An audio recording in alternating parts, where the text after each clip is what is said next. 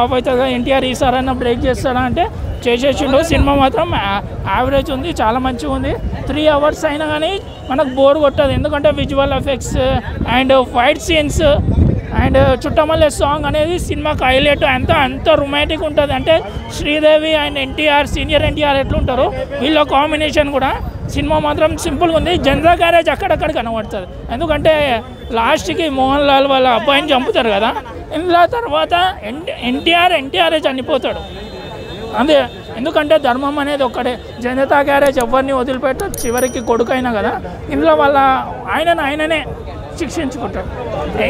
Story ఏంటంటే మన ముంబై ఉంటుంది కదా, ముంబైకి సముద్రాలలో ఇప్పుడు బాంబులని నెక్స్ట్ టెర్రరిస్టులు అట్లా అటాక్ చేశారు కదా. మన దేశాన్ని సముద్రవాదులు ఎట్లా కాపాడాలి, వాళ్ళ కోసం కాకుండా మన పూర్వీకులు మన సముద్రం మనకి ఎంత భక్తిగా ఉండేటోళ్ళు, వీళ్ళు ఏంటంటే రెబెల్స్ అవన్నీ ఇచ్చి అమ్ముకునేవాళ్ళు.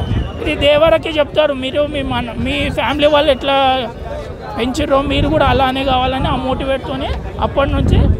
అంటే ఎన్టీఆర్ క్యారెక్టర్ అంటే సముద్రం ఎంత లోతుగుంటుందో ఆయన బరువు కూడా ఈ సినిమాలో అట్లా కనబడుతుంది. సినిమా మాత్రం మదర్ అండ్ లవ్ ఎమోషనల్ చాలా మంచిగా ఉంది. ఆ డైలాగ్ రాయడం జరిగింది, బ్రహ్మాండంగా రాశారు.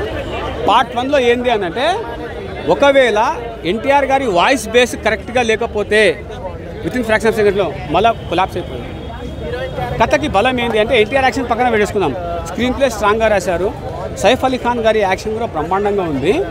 అండ్ ఇందులో నాకు నచ్చింది ఏంటంటే ఎందుకు పుట్టింది, ఎందుకు దూరింది. ఇందాక నా మధ్యలో దూరినాడు, ఆ ఎందుకు దూరిందో సాంగ్ కూడా నాకు అర్థం కాలే.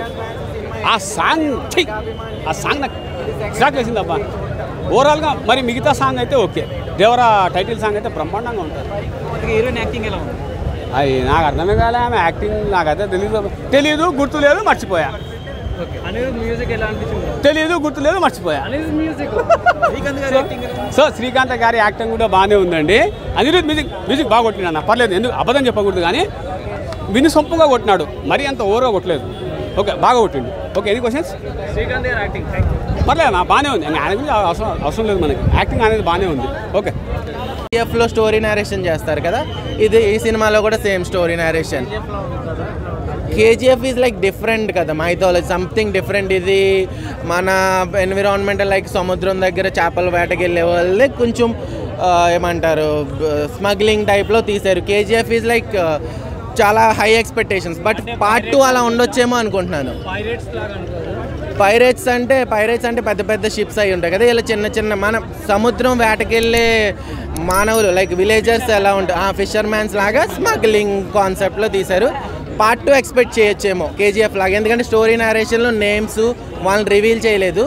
సో దానివల్ల పార్ట్ 2 ఏమైనా ఎన్టీఆర్ గారికి ఎక్కువ స్పేస్ ఉంటుంది, చిన్న ఆయనదే ఎక్కువ ఉంటుంది. పెద్ద ఆయన అంతా ఫస్ట్ హాఫ్, సెకండ్ పార్ట్ అంతా చిన్న ఆయన ఉంటుంది. పార్ట్ 2 చెప్తున్నా కదా, మేబీ కేజీఎఫ్ రేంజ్లో డిఫరెంట్గా లైక్ మోడర్న్ కల్చర్లో గన్స్ ఆ థీమ్లో ఉండొచ్చేమో. మెగా అభిమానిగా ఎన్టీఆర్ గారి ఫ్యాన్స్కి ఈ సినిమా హిట్ అని చెప్పొచ్చు. Thank you bro.